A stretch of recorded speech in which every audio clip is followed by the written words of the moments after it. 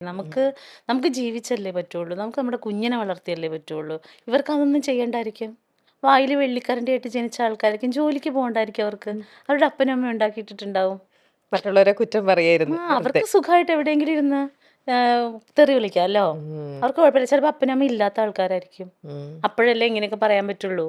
ഉം, അപ്പം അതുകൊണ്ട് അവർക്കത് കുഴപ്പമില്ലായിരിക്കും. എന്നെ അത് ബാധിക്കുന്നില്ല. ഉം, ആദ്യമൊക്കെ ഞാനത് ഭയങ്കരമായിട്ട് വിഷമിച്ചിരുന്നു. ഭയങ്കരമായിട്ട് എനിക്ക് രാത്രി ഉറങ്ങാനൊന്നും പറ്റാതെ ദൈവമേ എന്നാലും അതാരായിരിക്കും അങ്ങനെ പറഞ്ഞത്, അവനെ കണ്ടുപിടിക്കണം, അങ്ങനെയൊക്കെ ഭയങ്കര റിവെഞ്ചൊക്കെ ആയിട്ട് എടുക്കും. പക്ഷെ അവർക്കൊന്നും സംഭവിക്കില്ല. അവരെ കണ്ടുപിടിക്കാൻ പറ്റൂലല്ലോ. അവർ മായാവികളല്ലേ. അവരെവിടെയോ ഇരുന്ന് ചെയ്യുന്നതല്ലേ. അങ്ങനെ അങ്ങനെ ആയി ആയി ആയി ആയി പിന്നെ കുറേ അങ്ങ് കേട്ട് കഴിയുമ്പോൾ നമുക്ക് മനസ്സിലായി ഇനിയിപ്പോൾ അവർ പറഞ്ഞാലെന്താ പറഞ്ഞില്ലെങ്കിൽ എന്താ, നമുക്ക് എന്താ സംഭവിക്കണേ. ഉം, നമുക്ക് വർക്കുണ്ട്, നമ്മൾ ജീവിക്കും. ഉം, എനിക്കിപ്പോൾ വേറൊരാളെ പോയി തെറി വിളിച്ചിട്ട് പൈസ അതിൻ്റെ പൈസ മേടിച്ച് ഇപ്പം ഇങ്ങനെ ഒരുപാട് യൂട്യൂബ് ചാനൽസ് ഉണ്ട്.